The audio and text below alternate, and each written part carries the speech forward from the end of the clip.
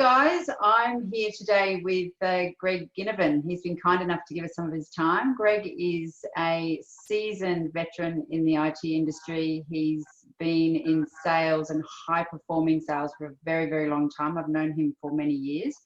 And Greg is now involved in a wonderful business called Wisdom Makers, which is helping account execs, etc., and people in that sort of world really get the best out of life and their jobs, and be the best people that they can be. So that's really exciting. So Greg, thank you so much for taking time out of your day and joining us today.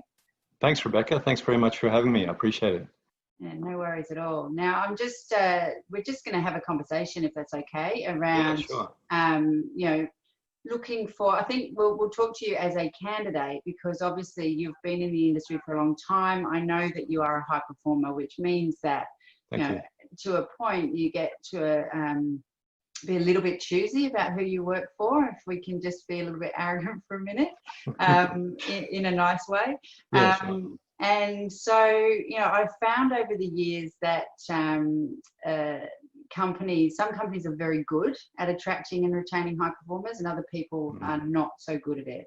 And I would love to know from you, firstly, just a little bit about your career and the sorts of roles and companies you've worked for. And maybe if you can just pick out for me the absolute highlights in terms of the companies that you have worked for. Yeah, sure. So I kind of fell into business development years and years ago. I just returned from a year in Japan, and I was looking to follow in my dad's footsteps and become a diplomat. So I was interviewing with a certain government agency. I was working full-time, I was studying full-time, and then a friend called me and said, Greg, Telstra, or Telecom back then, are having the first ever graduate program. Are you interested in joining a graduate sales program? And I'm an introvert, and I was thinking, sales is the last thing on my mind. Thanks so much for thinking of me, but you go for your life, and let me know how you go. And he was really persistent, and he wouldn't get off the phone until I agreed. And I thought, what have I got to lose? So the two of us threw our hats in the ring, and out of the 400 applicants in Canberra, the two of us got the role. And I think it was one of those, universe things where it was meant to be. And from there, I started working for a couple of other Australian companies, but also some US multinational companies. And again, I didn't think I'd stay in this career for as long as I did, but I got so much from it by way of giving back and helping others. And to your second question about highlights, probably the highlight I'd say was my stint in Hong Kong. I was there for just over 2 years. I was 28, looking after Greater China, and what I learnt in an emerging market like China back then during the dot-com boom, in an emerging industry, was absolutely invaluable. And I took that experience when I got back to Australia, and started to weave that into the conversations I'd have with younger account managers coming through. And that's another highlight, is just being able to take what you've learnt already and give that back to people coming through. The second point of that point was also being able to talk to other introverts who thought that you had to be a raging extrovert to get into business development. So I've got a real soft spot for them, and I love helping and mentoring them. And in addition, also technical or engineering folks, pre-sales folks who want to get into sales and think, what, we can't do what you do. And then when I scratch that surface, I say, well, what is that exactly that we do? And one high-flying pre-sales guy said to me, well, the golf, the drinking, the long lunches. And I said, wow, is that what you think we really do? And he said, yeah. And I said, no, let me tell you what we do. And I told him, and he was really excited. And he thought, wow, I think this is something I can actually get into. So those are the highlights of my career so far. Overseas stint, I think if your listeners have an opportunity to take an overseas posting, grab it with both hands and run with it, because what you'll learn and the contacts you make are something you probably wouldn't make in a mature company and a mature market. And number two, just taking that and giving back to the industry. Those are the highlights so far. Awesome. Thank you for that. That's fantastic. Which company were you with when you were in Hong Kong, can I ask? Sure. It was called Intertouch, and then it was bought by NTT Docomo. Okay. I So should that like was that part of it. broadband internet. Well, Yeah. I felt like we were changing the world. We were going from dial-up to broadband. So Yeah. it was revolutionary back then. Anyway. Yeah. Yeah. What was it that attracted you to them, and what was so good about working with them? Was it just the fact you were in Hong Kong having a lot of fun, or was it the company as well? No, not at all. I joined with them to look after the Australian business back here. And when I say the Australian business, we were tiny. We were a startup, right? So I was employee number 6. And they brought me on as their first account manager to look after the Australian hotels, convention centers, and airport lounges. So what attracted me to that was, I felt like we were changing things for the better, and that is going from dial-up to broadband. Number 2, there was an incredibly charismatic leader who had been the CEO of a telco before, and he was a serial entrepreneur and had experience in large corporate. So I thought, I want to learn from that guy. And I learned an incredible amount from him. I've got some amazing stories from what this guy taught me. And I ended up getting sent to Hong Kong as the company's first expat. So I started in Australia, ended up in Hong Kong. Yeah, wonderful. Have you had other leaders in your career that have inspired you that way? Maybe not that way, but in another way, and that is my favorite sales leader ever, and that is George Jacob. George, hands down, is for me the best, not just sales leader, but leader I've ever met. There's a number of quotes that I use that I can attribute to George, and I think the reason I respect George so much is I've never felt so supported by a manager or a leader in my life. And I worked with him at Hitachi. And I remember when I came into the organization, there was 2 deals that that they were looking to close, and there was a whole lot of obstacles in the way. And he allowed me just to start running full speed, and I felt like he was a sniper up in the tree, just taking out the obstacles as I just kept running. And we closed those deals, and of course George gave the credit to everybody else rather than himself. A lot of the credit went to George. So he is a absolute standout leader. And I can't talk highly enough about him. Yeah, wonderful. Can I ask a little bit more about George? Yeah, sure. When he's working with his team or he's working with you, what are the things that so obviously he removes roadblocks, which I think is so important in leadership. What are the things that you would go home and tell your partner about? What are the things that, inspired you daily that made you want to keep working for him? Yeah. One of the things he used to say was lead, follow, or get out of the way. Yeah. So if you had a strong leader, all of us would line up behind that person. If they weren't a strong leader, then fine, just move to the side, let us do our thing, but don't get in the way. That was a really important lesson I learned from him. Yeah. Another time I came home and spoke to my wife about this, and I think I was having a really bad day. And I came into his office and, just threw the toys, and not at him, but just, figuratively. Yeah. And just really calmly, he said, so Greg, has anyone been shot at? And I said, no, George. And he said, okay, let's take a deep breath, reset. And all of a sudden, just that stress just collapsed. Yeah. And I just took a deep breath and thought, oh, that's so true. We're not in the trenches dodging bullets. We're not in a theater saving lives. What we do is very important.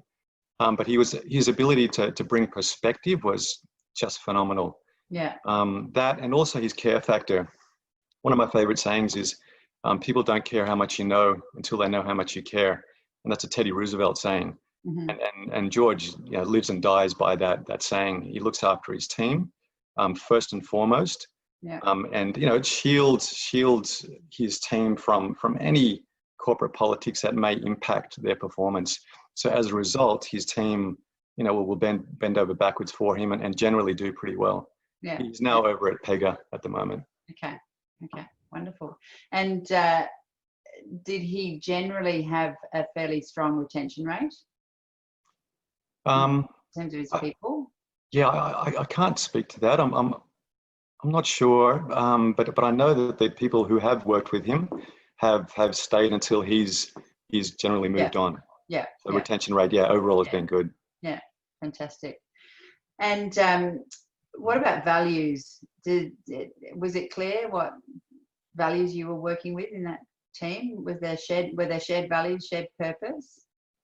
Yeah. So the biggest value there was care. The second one was autonomy. Mm-hmm. He trusted us to do what we needed to do.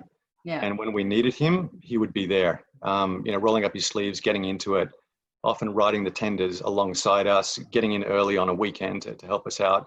None of these things that we would expect from a manager.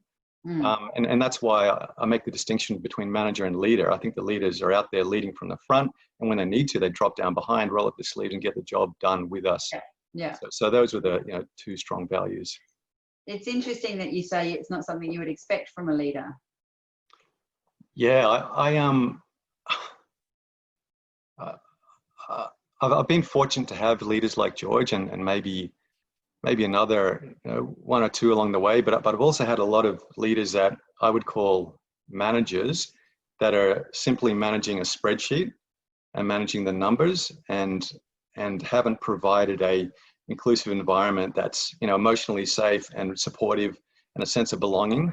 Yeah. So for me, when there's no manager, or the manager is either in the way or not that helpful, it's completely fine. I just get on and do what I need to do. Yeah, fantastic. I was at a company once, and the MD, the sales manager had left, and the MG circled all of us account managers together and said, I just want to make sure you're okay, and that we're here for you, that I'm here for you. And I said, to the person, you hire self-starters, so you expect us to do what we need to do. So it's completely fine. You bring a sales manager in when you need to, but we should all be leaders, and we should all be getting the job done. Yeah. Without that manager. That's a great way to see yourself in any environment, especially in business. Yeah. So rather than just waiting for someone to tell you what to do, my manager's not here, so I couldn't do what I need to do. I don't think that cuts it. Yeah. Yeah. And I think that's down to not everybody has that innate in them. And so often it does have to come from the business, I suppose, and setting those values and the guidelines. I think if you're working with a group of leaders, that's a phenomenal thing. Yeah. And good leaders, I think, attract other good leaders. Yeah. So you would tell anybody, I'm sure, how great George is to work for. Unashamedly, and yeah, any chance I get, because he's hands down the best leader I've worked for and with. Wonderful. And have you ever, did you ever bring people to the team? Were there people you said, you've got to come and work here?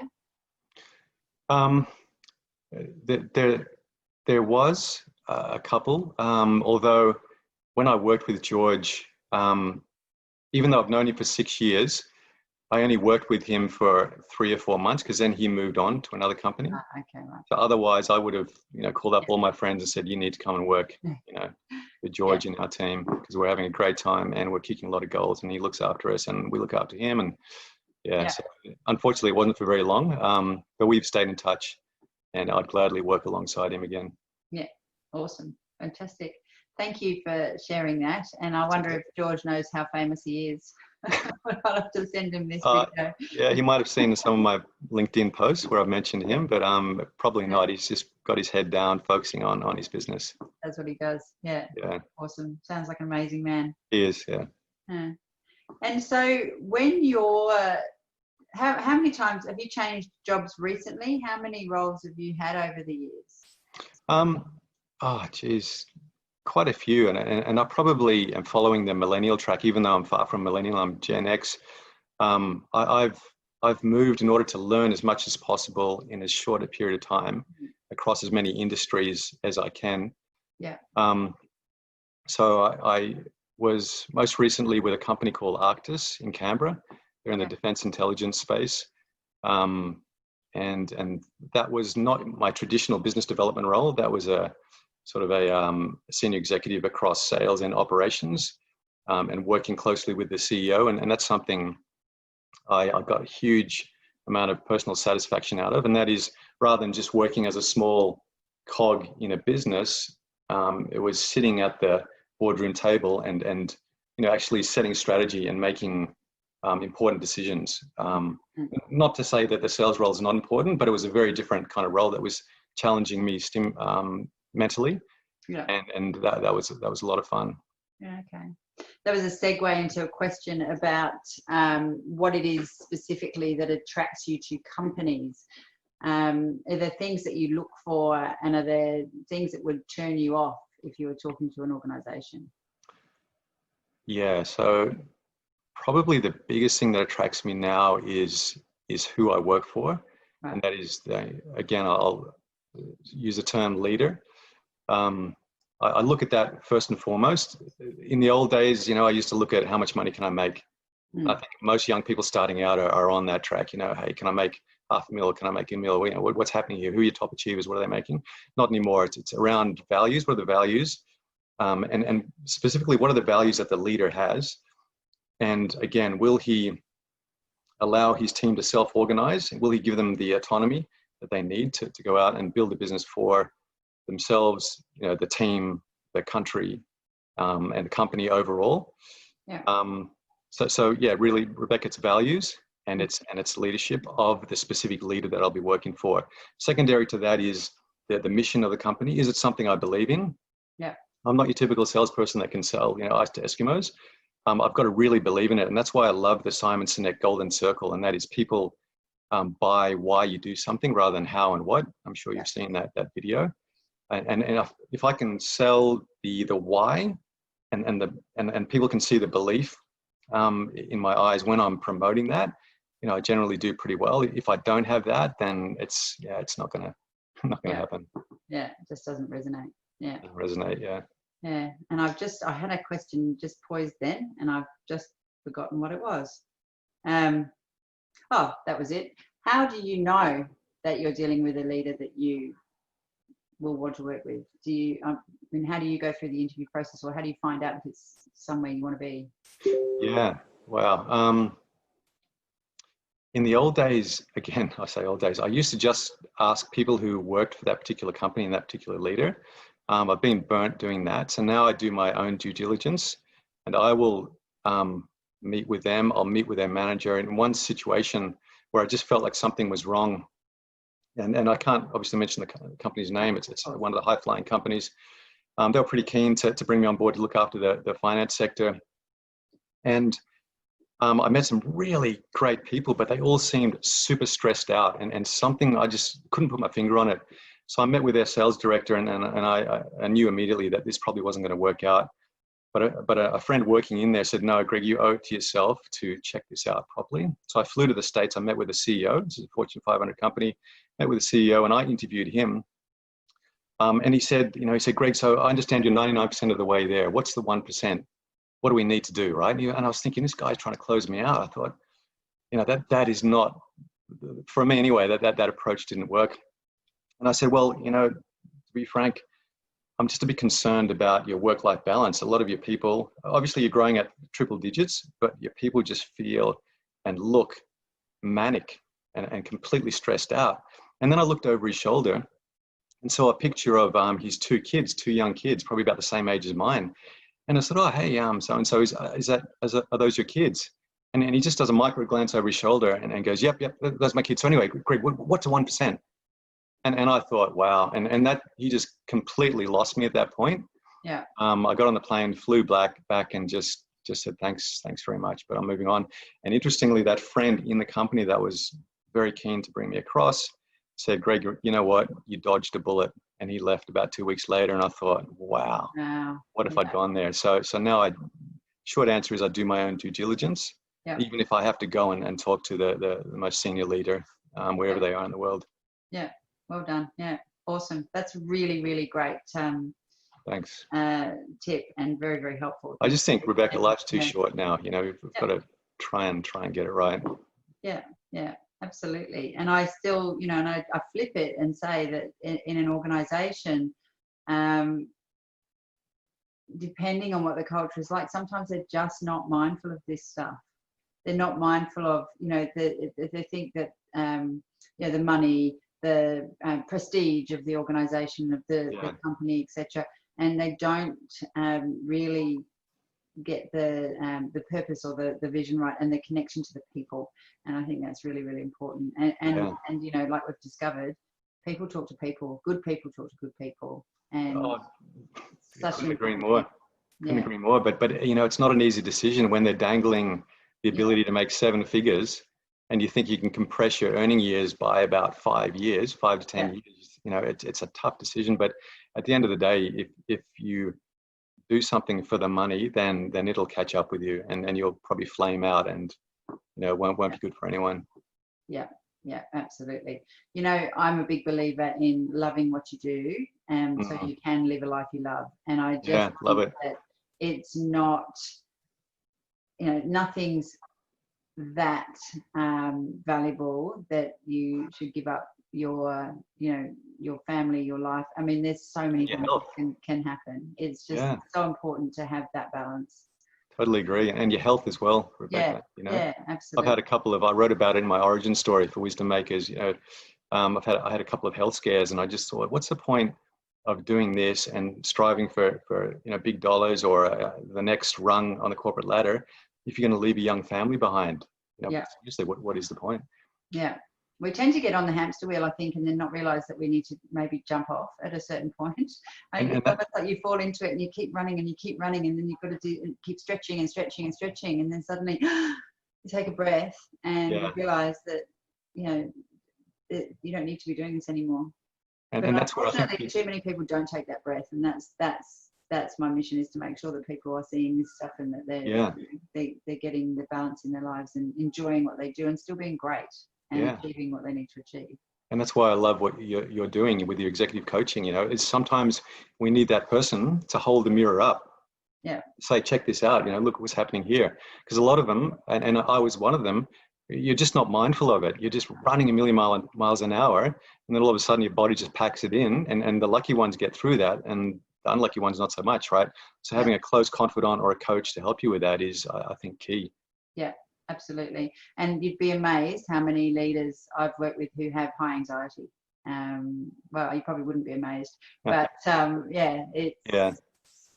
and it's hidden. It, you know, it's never something that they show. And I think, without being too dramatic, I think it's at epidemic levels at the moment. Yeah. And again, I talk about it in that origin story, that I started sitting back and observing and thinking, is it just me? Maybe it's just me. Maybe I'm just a softie. Maybe I'm a square peg in a round hole. But as I scratched the surface and started talking to people one-on-one, I realized, oh my gosh, this is, you know, serious across, and not just IT, across all verticals. Yeah. Another conversation, but it'd be interesting to know if it's the same, and I haven't really done a lot of digging on it, but if it's the same in Australia as other countries around the world. I'm imagining, I know that there seems to be a lot more balance in some of the European countries. I'm imagining in the US it's pretty much the same as here, but it's an interesting conversation as well. Thank you for that. And so my next question was, do you ever feel like you're a bit burnt out? And this is a good segue into that. So you know, high performers work hard. They do get stuck on this hamster wheel a little bit, and there's a lot of pressure on them to be successful, and then do it again and do it again and do it again. Yeah. And so you have had some times where you've sort of absolutely. And in the spirit of candor, I think I burnt out twice. Once after the Hong Kong stint, working 15, 18-hour days. You know, went through a marriage breakup. Came back to Australia, took a year off, did an MBA, just didn't want to go anywhere near the corporate world. And then again, had a bit of a burnout probably 10 years later. And that's when I started realizing that this is, you know, this is just not sustainable. And I started taking short but frequent breaks. I got into meditation. My brother, who you know, got me into meditation. So now I meditate in the mornings and at nighttime. I'm doing a little bit of yoga, doing breathing, and I'm finding that is, you know, while that doesn't reduce all the anxiety and stress, it certainly takes the edge off, and it helps me to be present, you know, with my family, with my kids, and I think that has literally been a lifesaver, because there are some people that are not so lucky that have, left us in their, 40s. So yeah. it's something that I'm so fortunate that I learned at this point and not in another 5-10 years. And so you've taught yourself that. It's also, I think, important that organisations can, see this as well and allow you the space to be able to do that. So have companies you've worked for allowed you to recharge? Have you just ignored that option, or is it just prevalent that it's not a thing?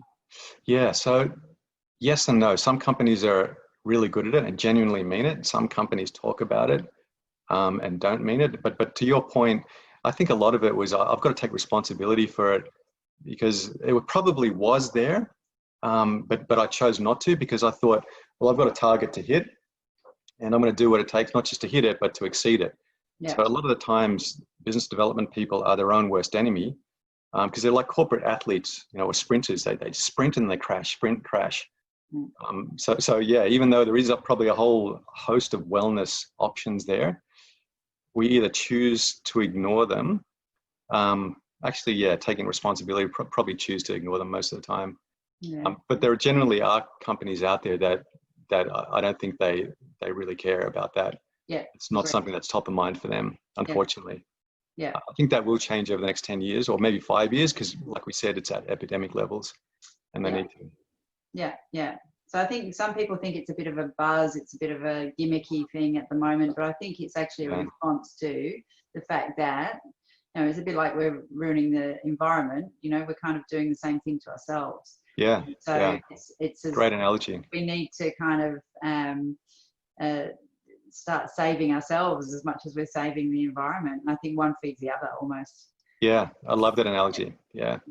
Yeah. So hopefully more companies are going to get this message and they're going to start caring about their people. And I think ultimately, for me, that adds to their output. It adds to it reduces cost in an organisation. They're not going to turn over people as much as maybe they would otherwise.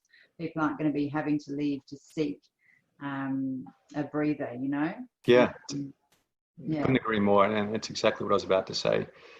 Think about the cost to an organisation for with someone leaving, someone on a a certain package, tasked with bringing in certain millions of dollars worth of business. If you lose that person, how much time have you lost? How much money have you spent along the way?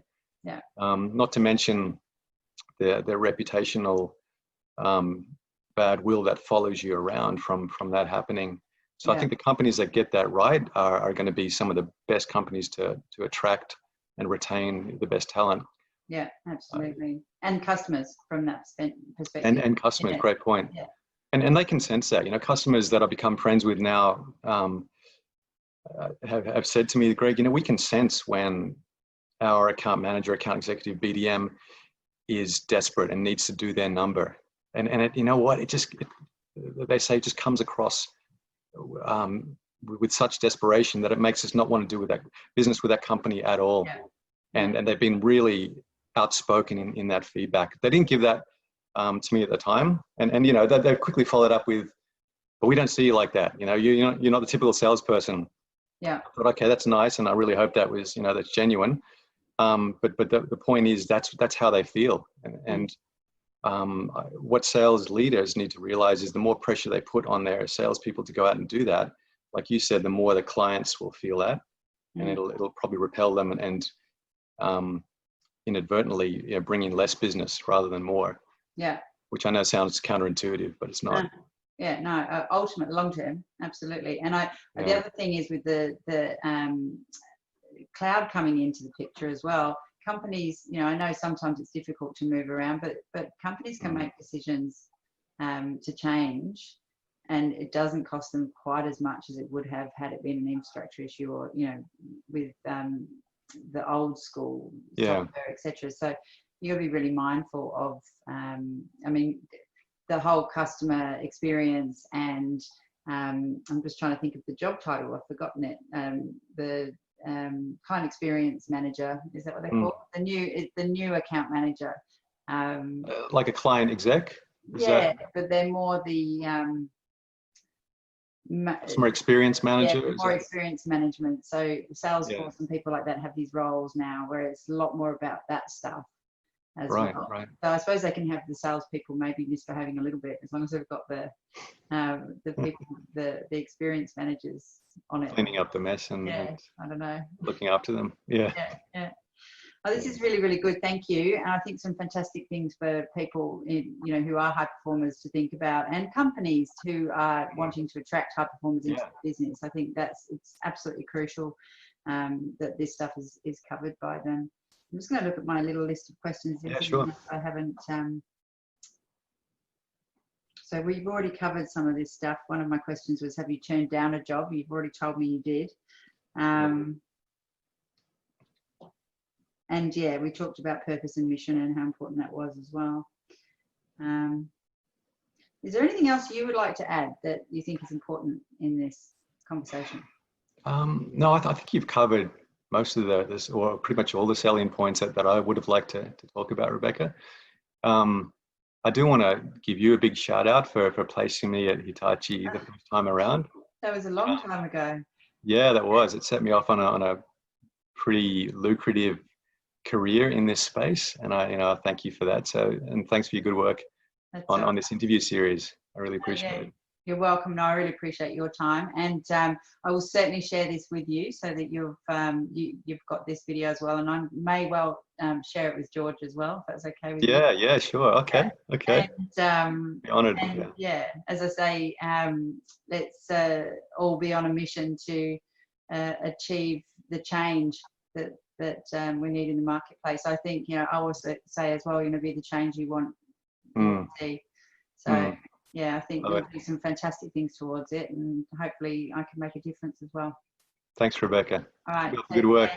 Thank you. All right. Thank you. See ya.